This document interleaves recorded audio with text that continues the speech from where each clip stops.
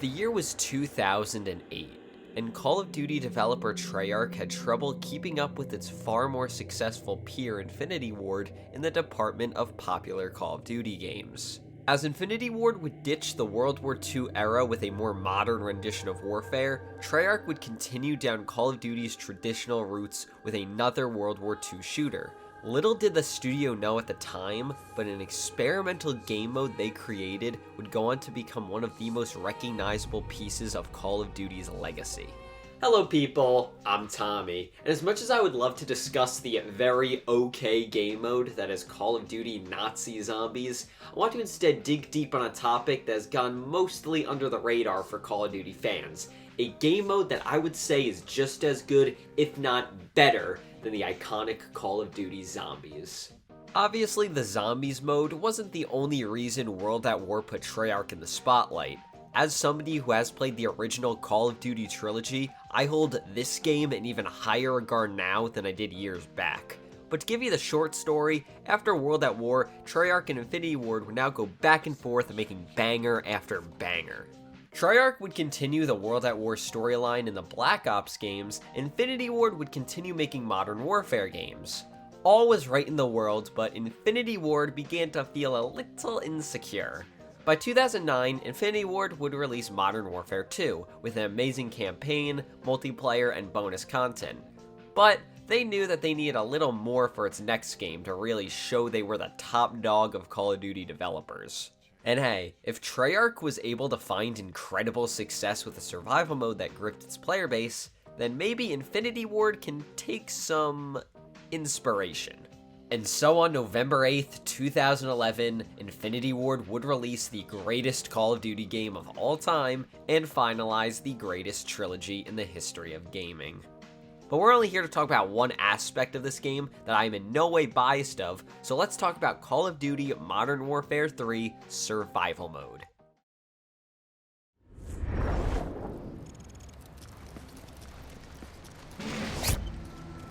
Enemy forces are advancing to your position. Do whatever you can to survive. At the very beginning, you have your starting weapon and an oncoming horde of bad guys coming your way to gun you down. What the bad guys don't know is that the character you're playing as is a super soldier with an adamantium skeleton and incredibly fast regenerative abilities who is about to use a knife to claw their way through hundreds of thousands of defenseless military grunts. As most survival games go, the enemies start off incredibly easy, being able to be gunned down with your starting pistol very quickly. As the first couple of rounds go by, you unlock the weapons armory, where you can buy a variety of different weapons and equip attachments. The equipment armory, where you can buy explosives, turrets, and the two most important things, life-saving body armor and the quick revive knockoff. Lastly is the air support armory, where you can buy perks, missiles, and additional soldiers to assist you. By round 6, you encounter your first buzzard, or as the game calls it, Intel shows multiple enemy rotor wings in your airspace. And depending on the circumstance, can be pretty easy or the scariest part of your run. And once round 10 is reached, you will then have your first encounter with the Juggernaut. And it's pretty self-explanatory. Powerful machine gun, tough armor, takes a lot of hits. They can also be kinda scary, but if you get a fresh supply of flashbangs, these guys aren't a problem. And as the rounds go on, the enemies will get harder, with more durable armor and being equipped with more deadly firepower. And that is only scratching the surface, because this level we're playing on is just 6.25% of the survival mode experience. This map is called Resistance and is considered the easiest among the 16. Survival is split into 4 difficulties with 4 maps each: easy, regular, hard, and insane. Each difficulty offers different types of enemies with their own gimmicks, more powerful enemies appearing earlier, and the map environment, which is something I will discuss in a little bit. I'm not going to go through every single map in depth, but I will talk about at least one from each difficulty and some other maps I enjoyed, while diving more deep into the game's mechanics as well. This is Interchange, and is another easy mode map that prides itself on being mostly open. By that, I mean there's not too many indoor areas on this map, meaning the buzzard rounds are much harder to deal with compared to other levels. However, I feel that this opportunity of uniqueness is squandered by being labeled as an easy map. I could see this level being way more fun on harder difficulties, with multiple juggernauts, buzzards, and claymore experts around the map. but interchange is still fun to run and gun with. Speaking of run and gun, there is a large variety of weapons provided to you in this game mode. In 3 out of the 4 difficulties, you start off with a pistol, and just like its zombie's cousin, the pistol is pretty good on the first round and then gets outclassed almost immediately. This can also be said for the machine pistols, which do have a much faster fire rate, but its low ammo capacity and not being able to dual wield in this mode really holds these things back from benefiting the user.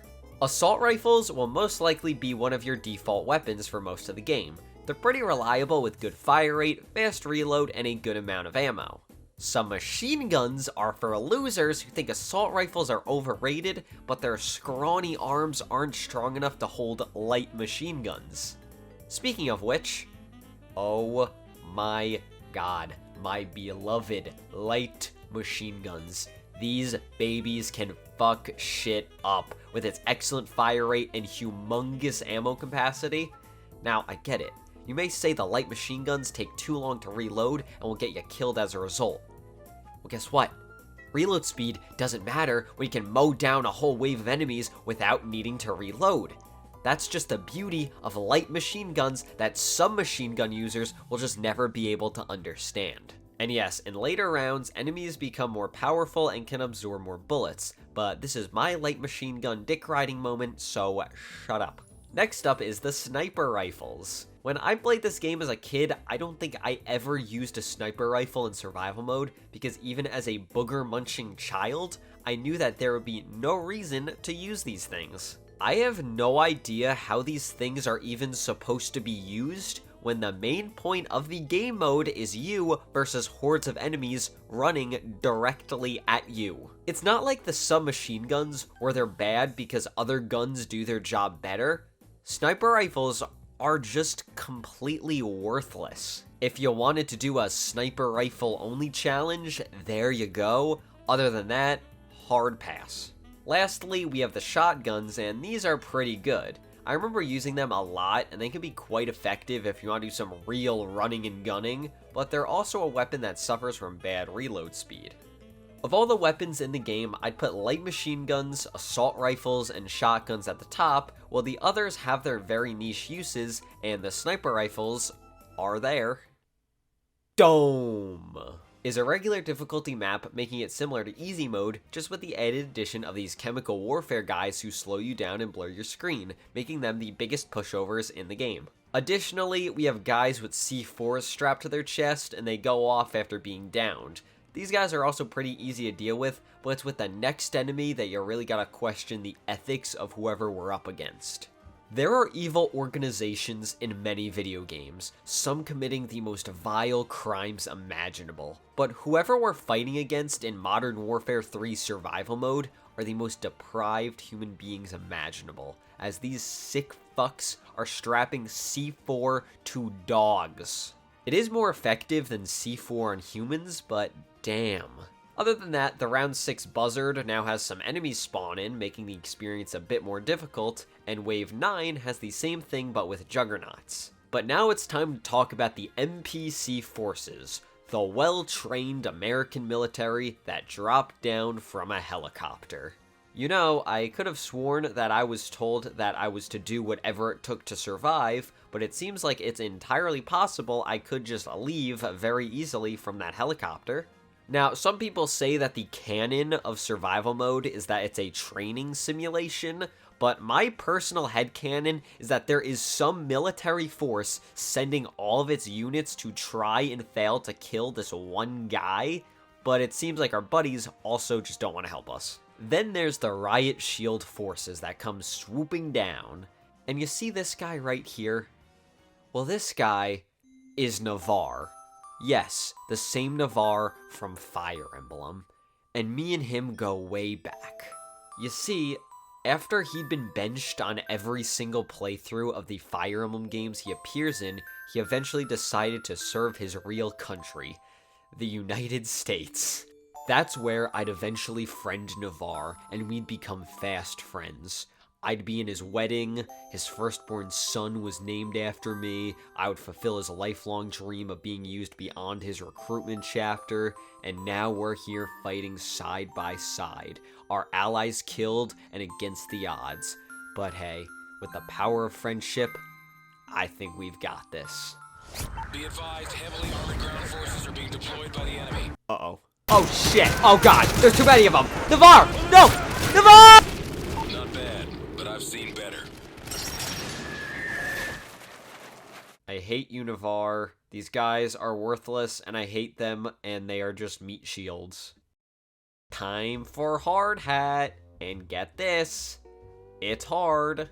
Biggest change with this difficulty is the introduction of Claymore experts, who, if you're a dumbass like yours truly, can cause you to go down during the middle of rounds, which has only destroyed most of my survival mode credibility.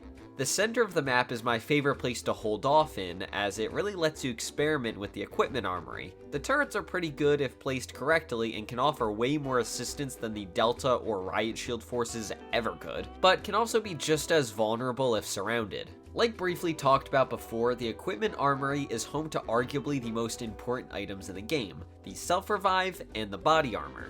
Body armor makes you invincible to death until fired upon enough times, and self-revive almost guarantees you'll live once. You'll get up if you kill an enemy, or if you wait until the bar fills up. But you can still die in this state if you're shot at and the bar drops to nothing, ending your run. But it's better to have a chance to survive than no chance at all, so it's best to have this thing no matter what point of the game you're at. You can also purchase flashbangs, which like said before are the best way at dealing with Juggernaut encounters. Other than that, the rest of the equipment armory is pretty eh. Riot Shield is pretty useless other than defending your back for a little bit, and the explosives like the Claymores, C4s, RPGs have their uses but are outclassed by way more useful air support explosives. These two air support explosives being the Predator Missile, which is incredibly fun to use and can destroy groups of enemies, juggernauts, and buzzards with ease, and the Airstrike, which can cause havoc on the enemy team if they're all bunched together. But personally, I've got to go with the Predator Missile as my favorite of the two. Insane difficulty is for those who've mastered survival mode, except for the fact that some pretty easy maps are chosen. Arkaden is such a strange choice for this difficulty, as it has one of the strongest choke points in the game, making it pretty easy for regular enemy waves. Also, the fact that about 80% of this map is nothing but Maul, buzzards are very easy to deal with, making juggernauts your biggest threat here. This also brings us to the last chunk of the armory to discuss, which is the perks. Perk 1, Quick Draw, gives you faster aim. Perk 2, Steady Aim. If you love firing from the hip, boy do I have the perk for you. Perk 3 is Stalker. Perk 3, Stalker, gives you faster movement while aiming, which can be good against juggernauts, but other than that, it's very situational. Perk 4, Extreme Conditioning, lets you sprint longer and can help you get out of sticky situations easier. These 4 are fine, but they are nothing compared to Perk 5, Sleight of Hand. You remember how I said the problems with light machine guns and shotguns were their reload speeds? Well, this perk just throws that out the window. The faster reload speed is a game changer, offering way more opportunity to run and gun and can really save your ass so you can get back in the action quicker. This perk is pretty much a completionist reward, however, as it's the last thing you unlock after reaching the max level of 50. But on the insane difficulty, I want to discuss one more map. That being the hardest of the 16, Bakara. This map fits insane mode the best. Very few indoor areas, places that are easy to get overrun and trapped by enemy forces, and it makes the buzzards absolutely terrifying. When I went into this for the PS3 trophy to get round 15 on all survival maps, Bakara was the map that killed me the most. Of all the insane difficulty maps, this one feels like the only one that actually belongs here. So we've discussed each difficulty and at least one map in them, but what is truly the best level in survival mode? Well, that comes down to map environment and how well it correlates with its difficulty. So going backwards, Bakara is a great insane map, and its only flaw being that sometimes buzzard encounters can be a little too annoying. Arkaden should be a way easier map due to how easy it is to take advantage of the food court. Hard Hat incentivizes more running and gunning strategies as enemies can easily surround you. Dome is a very good regular difficulty map, just with a bit of balancing issues with its map traversal. Interchange should have swapped with Arkaden in terms of difficulties, so Interchange can benefit from the harder difficulty more, and so that brings us back to the very beginning.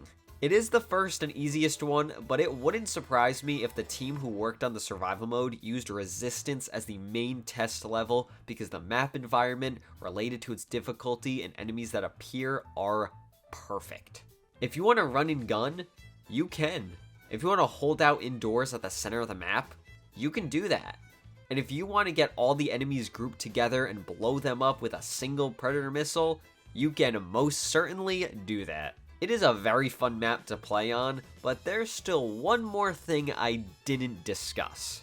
Something that has popped up on screen every so often that I have yet to address. And it is what makes survival mode so good in my opinion. Every single round, you have the choice to follow these simple challenges. This gives you the ability to get bonus cash if you change your playstyle as you go. If you want to maximize kill streaks, you might want to play more safe and tactful. If you want to get a quad kill, bunch some enemies together and drop a predator missile. If you want to get a flash kill, chuck a flashbang. And if you want to just run around and gun down some bad guys, you will easily fill up the rampage meter. Survival mode isn't just about sitting in a single area and shooting. The game actively rewards those who go out of their way to experiment with the playstyle. This is why I love and believe Modern Warfare 3's survival mode is the greatest game mode in the history of Call of Duty. Now that sure was a trip down good old memory lane, but I truly implore you to give survival mode a chance for yourself. And while you're doing that, I have to go visit an old friend. Yeah, and by the way, it's the holiday season. I could not find any gravestones. Also, by the way, fuck you, Navarre.